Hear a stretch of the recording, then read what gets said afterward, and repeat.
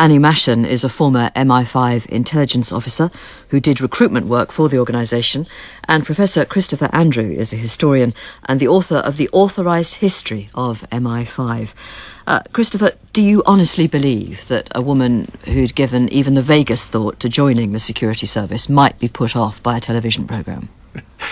Well, not the ones that get in, because to get into MI5, and while I was a member of the service from 2003 to earlier this year, when I was writing the book, I met quite a lot of the young women in MI5.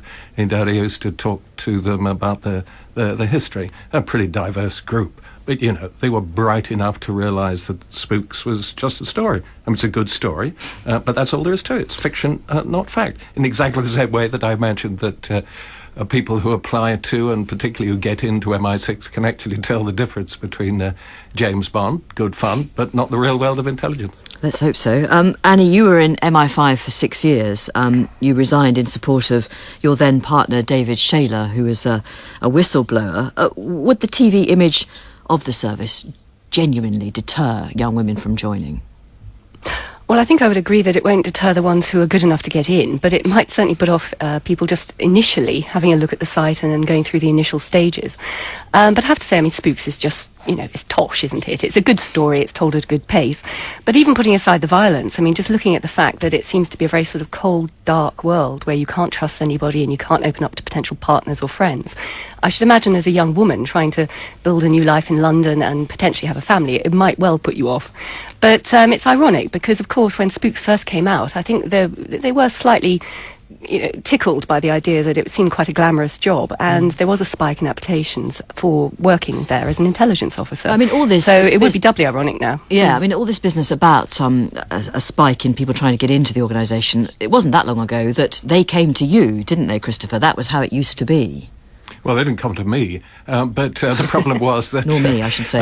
Until British intelligence actually admitted it was there, you couldn't actually put ads in the newspaper. Well, actually, Andy will probably remember this.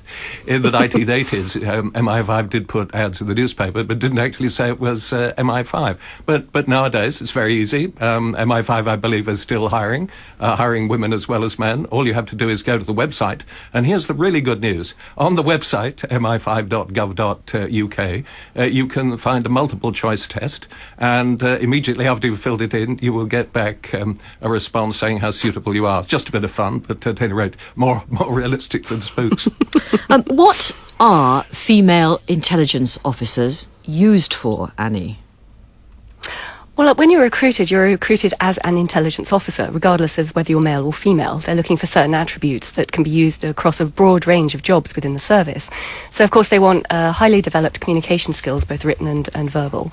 They also want people with integrity and good judgment, and also a sort of personal authority, so that if you end up in a job where you're going out and you have to recruit agents in the field, for example, or you need to exert pressure on somebody to try and achieve your ends, then you have the personal clout to do that and the confidence to do that. So I think it's not so much are you male or female, it's just do you have those required attributes.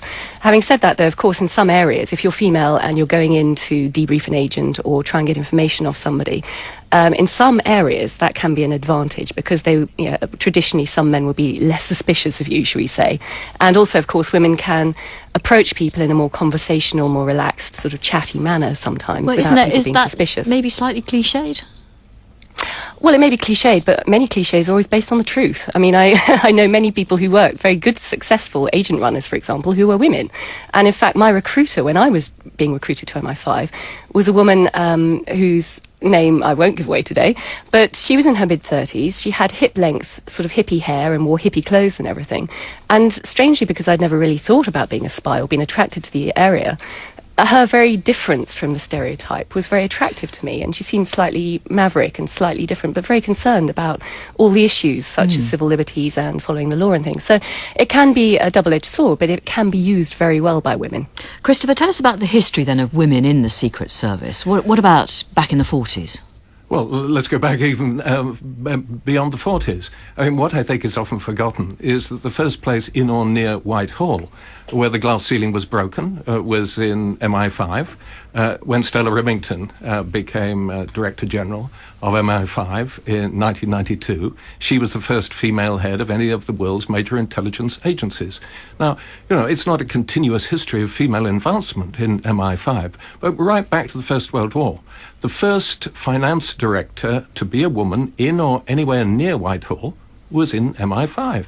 The Soviet expert during the 1920s, who was a woman called Jane Sismore, joined as a secretary straight from school at the age of 16. She was encouraged to become a barrister, which she did in 1924, and she was the Soviet expert by then. Now, these are exceptional cases, but it couldn't have happened at the Foreign Office, couldn't have happened in Cambridge University, my day job, and when the BBC got founded, couldn't have happened there either.